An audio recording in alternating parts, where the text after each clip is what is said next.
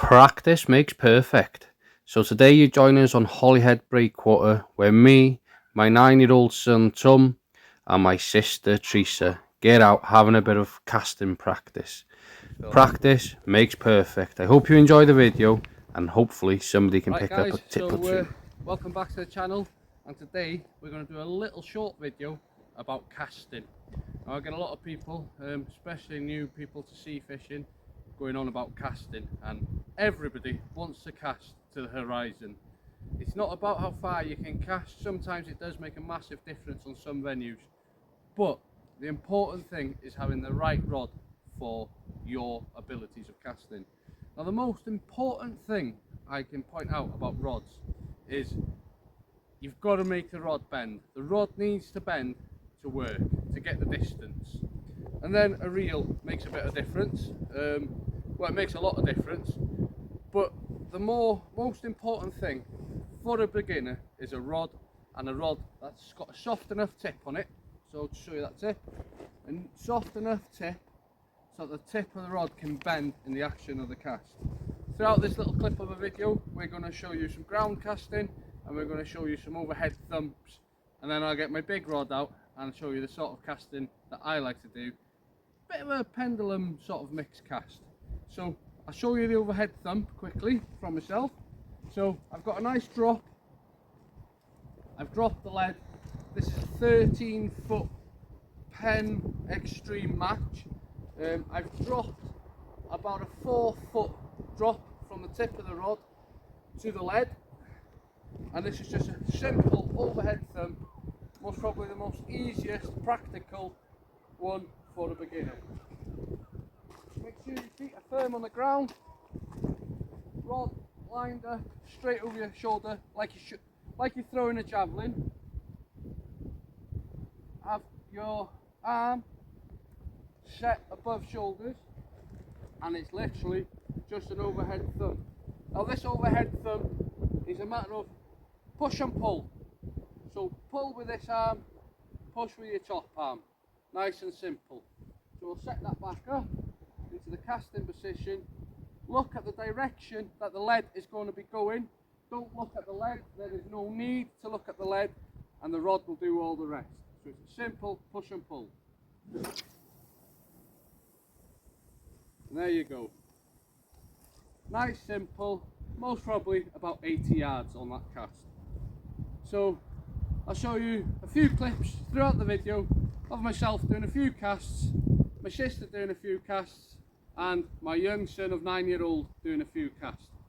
So if you want to learn a few tips on casting, keep tuned, and hopefully we can help you get a few casting tips out there. We're going to have a quick look now at the simple demonstration of a ground cast. So having the lead half the length of the rod down, bringing the lead down to the ground, beneath the rod, the tip right down, and just the same as the overhead push and pull.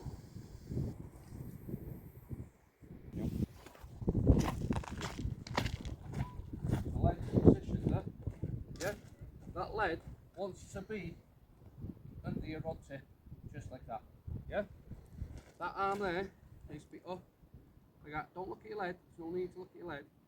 Look up in the sky, in the direction that your lead's going to be flying, yeah? Go on then, when you're ready. Whoa, look at that, up right at the end, mate.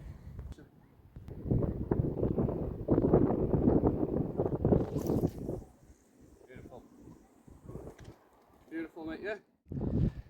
So, ground cast, Tom, yeah? Remember now not to look at the lead once you're in position. There you are. Perfect. Look where the lead's going, not at the lead.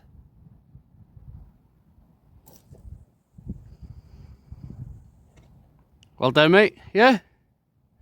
Nice cast. Got to reel that all the way in now. You're going to have a go at the overhead thump now, yeah?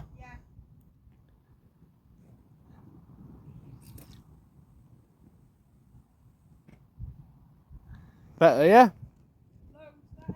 Well done. Lead drop of about 4 foot from the tip of the rod, bringing the lead back under the rod tip onto the ground. making sure the tension of the line is perfectly tight, stepping back. Looking forward, push and pull and let it go.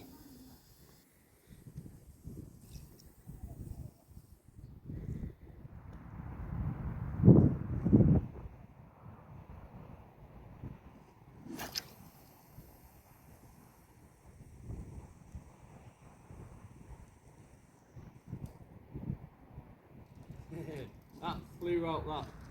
So that's the sort of casting technique that I use for 90% of my fishing. Fish from a reel down, and it's I get some unbelievable distance with it, to be honest. I'm using 20-pound Daiwa sensor there, and a 60-pound shock leader.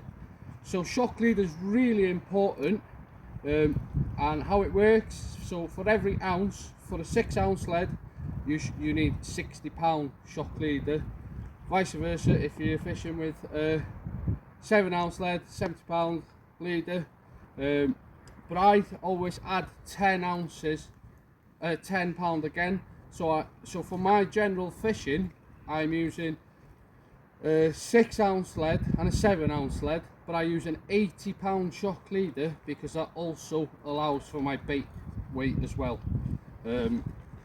So yeah, shock leader is very important, and it's a safety thing really as well if you've got people fishing around you. And like I say, I hope there's been a few pointers in this video, a few things that you've enjoyed seeing, and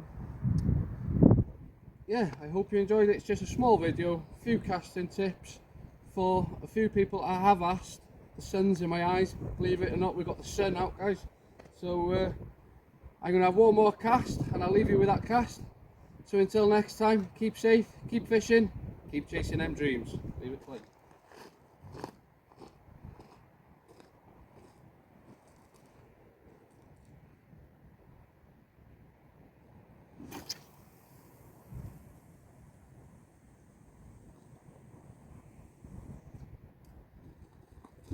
I'll get Teresa to reel that one in.